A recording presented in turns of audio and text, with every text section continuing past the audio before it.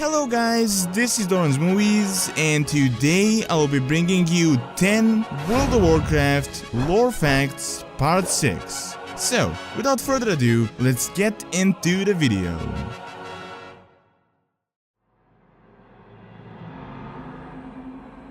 Meryl FelStorm is the founding member of the Council of Tirisfal and one of the first human mages. He aided the High Elves in the Troll Wars and was mortally wounded in battle. Left with no choice, he was forced to survive as one of the undead, only kept alive by the strength of his own magic.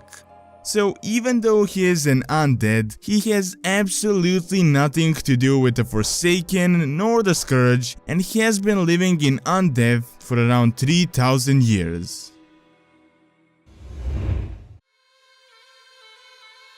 Mojo is a sticky, glowing substance usually seen in liquid form, used often by trolls in their voodoo rituals.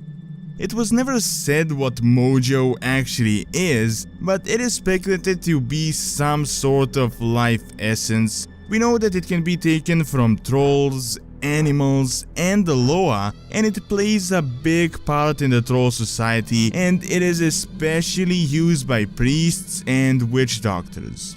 In the past, we have seen most of the troll tribes utilizing Mojo to empower themselves, animate their golems, and even animate their own dead into mummies. Even though it is unclear to most people what it actually is, the trolls definitely understand it and use Mojo to its full extent. Ethereals are a race from a distant world known as Karesh.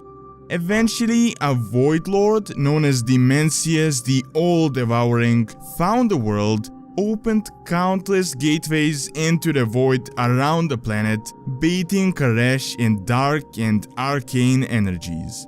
Ethereals, using their advanced technology, attempted to construct magical barriers around their cities, and this worked to stop the dark energies, but the arcane tore through and destroyed their bodies completely, infusing their soul with so much energy that they could continue to live without a body. This ended up helping them fight the Void Lord, but eventually he summoned more void creatures, forcing the Ethereals to flee the world and go into the twisting nether. Today, Ethereals as a race live as astral travelers, only looking to further their own mysterious goals. Blackfathom Deeps, a partially underwater dungeon today, was once a temple dedicated to the moon goddess Elune. When the Sundering happened 10,000 years ago, the temple was shattered and it sank beneath the sea. Eventually, the Naga and the Satyr, drawn by the powers of the former temple, took residence inside. On top of just them, the Hydra Akumai, a pet of the old gods, also made this place his home. Recently, the Twilight's Hammer clan have come with a task to protect the Hydra Akumai and nurture it so that he can eventually unleash his dark power onto the world of Azeroth.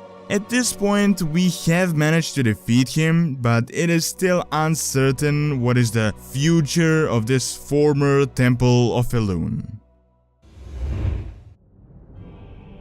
The Council of Tirisfal was a secret organization created 3000 years ago.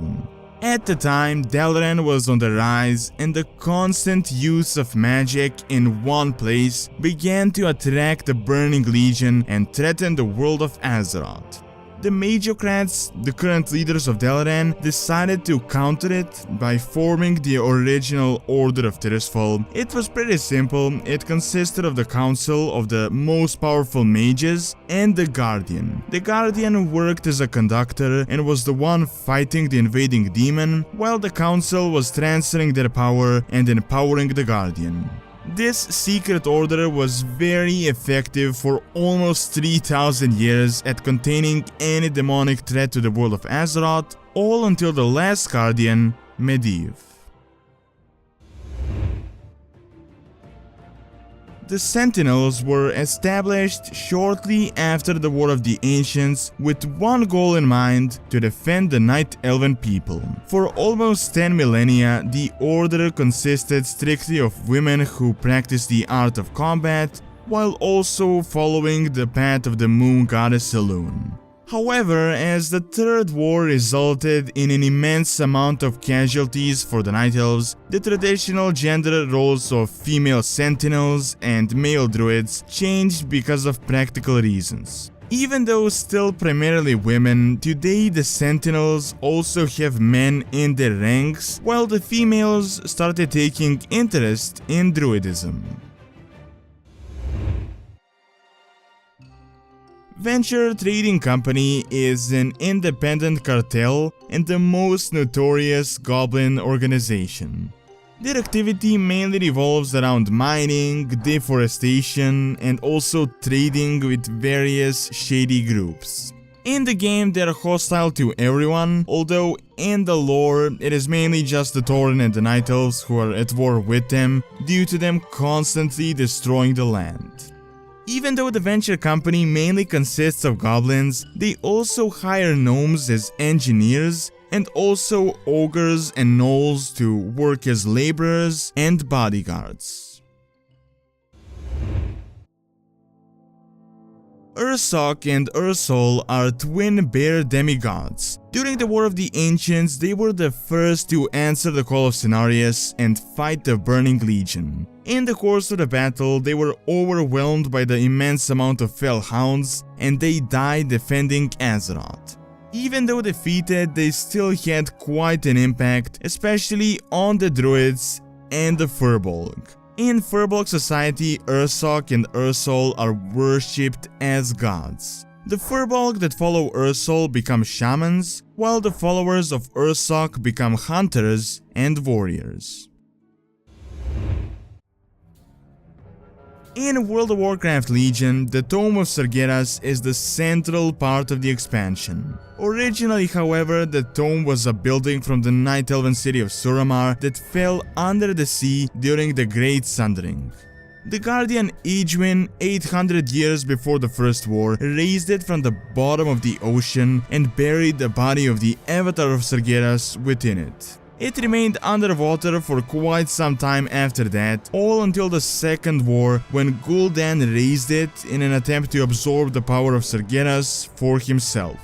After that, it was abandoned for many years, but now in the new expansion, it is the key to the Burning Legion invasion.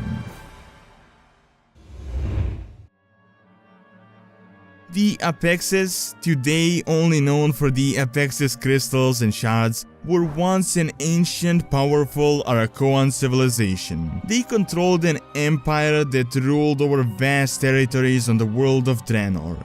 On top of that, they were an advanced society and have left behind many technologies and constructs that can't even be understood to this day.